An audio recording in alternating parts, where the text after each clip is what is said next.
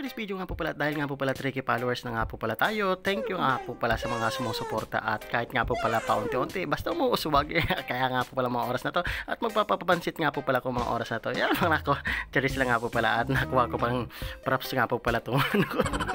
Nakuha ko pa yung props na pang pamerienda sa mga tao ni mama yung trabaho. Yan, at dahil nga po pala nagluto nga po pala ako ng pansit mariposa. Tara, let's go para nga po pala ma-prepare na rin nga po pala natin itong pansit maripusang itong lulutuin ko nga po pala to.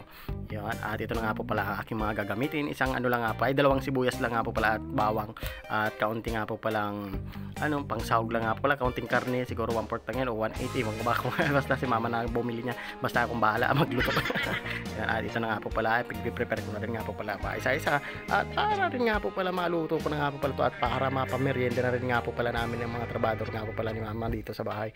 Yon, at ito na nga, medyo maganda nga po pala tong pangbangot na talaga pork naman. Maganda talaga pag pansit talaga. Kapag pansit nga po pala talaga ang pigluluto, mas maganda nga po pala pangbangot nga po pala ang karne. Yon, at para malasa nga po pala talaga. At isusunod ko na rin nga po pala tong carrots nga po pala siyempre at mga simpleng hiwa lang nga po pala. Hindi naman pero pang luto niyan parang pang restaurant lang.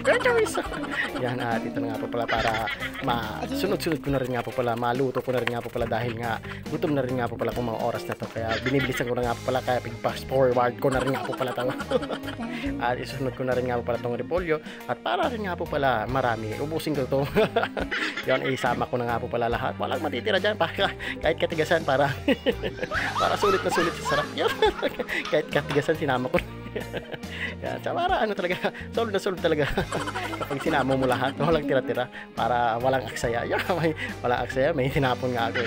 Yan, at ito na, ubusin ko na nga talaga to para marami nga po pala. Pag kung tignan, tugasan ko na rin nga po pala itong repolyo ito para safe na safe tayo, malayo tayo sa germs. Yan, germs. Yan, ito na, ugasan ko na rin nga po pala itong carrots. Yan, at para rin nga po pala mag-isa natin, magpainit na tayo at uunahin ko nga po pala itong pork muna para maluto-luto muna siya bago siya baka magsipagkain yung trabador ni mama baka sabihin nila yung bakit parang may chinela sa germs. Hindi daw parang hindi luto yung yung karne. Yan, at sinunod ko na rin nga po pala yung bawang at isusunod ko na rin nga po pala mamaya-maya yung sibuyas nga po pala para pa-crispy-crispy ko na muna po pala tong pork na to at itong bawang na to para sulit na rin nga po pala. Yes, sulit. Yan, at ito na yan, at hindi mawawala talaga pag kusinero, dapat may patikim-tikim. Yan, takim-tikim talaga. Yan, at ito na, tinubos ko na nga po pala tong toyo dahil nga po pala isang ewan ko, 1 kilo ata yun, met kalahati ata yun marami rin kasi kaya malaking kawa yung ginamit ko at lagyan ko na rin nga po pala ng paminta, siguro mga 2 para solve. Talagang hindi mawawala talaga ang kapag kusinero ko talaga nakakagutom rin kasi, at lagyan ko na rin nga po pala ng tubig at siguro mga kalahati. Kayo na rin nga po pala mag-estimate kung kanya-kanya rin nga po pala talaga yung strategy sa pagluluto. Meron ng may counting magtubig at ako lang talaga para sa akin meron sabaw kaunti. Yan, at lagyan ko na rin nga po pala ng dalawang to pork cubes. Uy, nalublob pa. Nako, excited naman to isang pork na to. Hindi pa natatanggalan ng plastic na papel.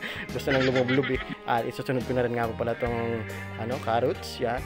After na nga po pala maluto-luto ng kaunti yung carrots, at susunod ko na rin nga po pala ang pansit mariposa yun, at iwan ko 1 kalahati kilo ata ito, malaki kasi kaya dinamihan ko na rin nga po pala talaga yung sabaw yung sa sobrang kaunti yung kaunti maliit yung kawa, nagsisipagtalon na yung mariposa yun. Yan, at ito na, ubusin ko na rin at magtitira rin nga po pala ko kasi magandang food trip ito yun, nagtira na rin nga po pala ako para bukas para may food trip rin nga po pala kami ni tatay bukas. Yan, hindi ko nga po pala inubos yan. May kaunting doktor man. Doktor. Yan. Ito na nga po pala habang lambot-lambot ko nga po pala yung pansit mariposa. Yan. At palambot-lambutin lang nga po pala natin bago natin nga po pala ilagay yung mga gulay nga po pala. Yan. After na nga po pala medyo okay na nga po pala, hindi na matigas, ilalagay na rin nga po pala natin yung mamaya yung repolyo nga po pala.